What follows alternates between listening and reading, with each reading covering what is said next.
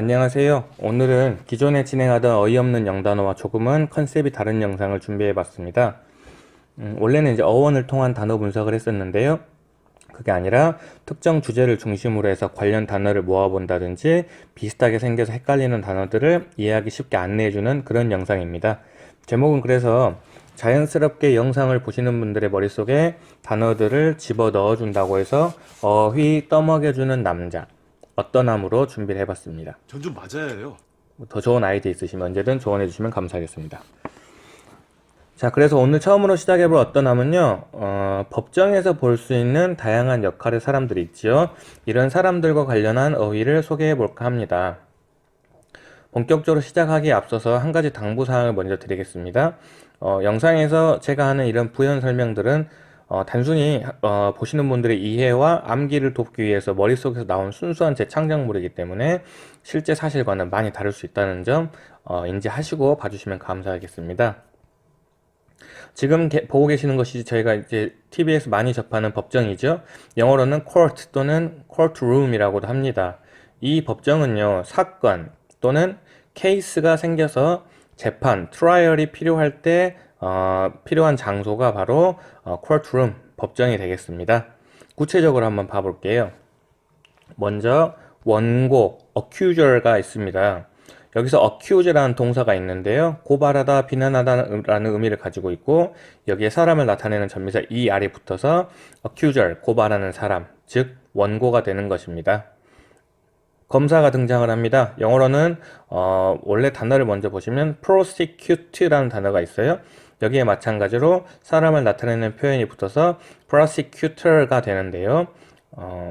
결국 prosecutor가 검사라는 뜻이 되는데 이제 이해를 돕자면 이 prosecutor 가운데 보시면 SECU라는 표현이 보이시죠? secure, 안전한이라는 단어가 떠오릅니다. 그럼 이제 예를 들어 볼게요. 검사가 옆에 있는 원고에게 말을 해요. 너 내 말만 잘 따르면 앞으로 안전할 거야. 앞으로 secure 할 거야. 앞으로 secure 할 거야. prosecutor 이런 식으로 생각해도 되겠습니다. 참고로 드라마에서 그 검사들끼리 부를 때 호칭이 뭐뭐 프로라고 하더라고요. 그 유명한 드라마 중 뭐 비밀의 숲 조승우 주연이시죠?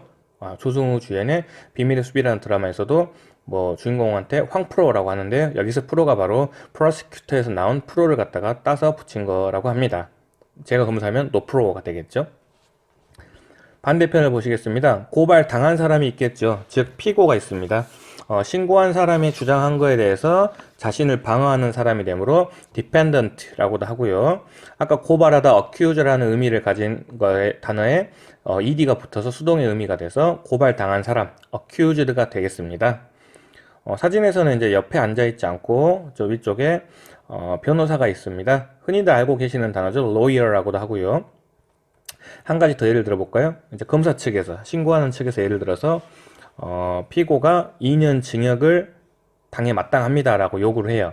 그러면 거기에 대해서 변호사는 피고의 어떤 무죄를 입증하거나 아니면 형량을 낮추기 위해서 그러면 2년을 주장할 게 아니라 2년 징역을 주장할 게 아니라 1년은 어떠니? 1년은 어떠니? 어떠니? 그래서 attorney 하면은 변호사라는 뜻이 되는 것입니다. 이렇게 원고 측과 피고 측이 서로 논쟁을 할 때요, 이걸 보는 배심원단들이 있습니다. 이 사람들을 간단히 말하면 재판 내용을 다 지켜보고 있다가 마지막에 자신들의 의견을 종합해서 판사 측에 이를 전달하는 역할을 하는데요. 여기서 이제 보시면 당연히 판사는 배심원단의 판결을 먼저 기다리고 있겠죠? 그러면 한 배심원이 이제 말을 합니다. 우리가 종합한 의견을 주리?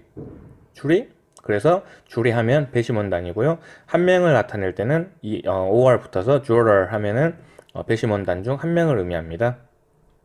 이렇게 배심원단의 의견이 판사 측에 전달이 되면요, 판사는 원고나 피고 쪽에서 누가 이겼는지 누가 졌는지를 결정을 합니다. 그랬을 때 판사가 진 쪽에 대해서 이야기를 하죠. 너 졌지 해서 judge 하면은 판사라는 뜻을 갖게 됩니다.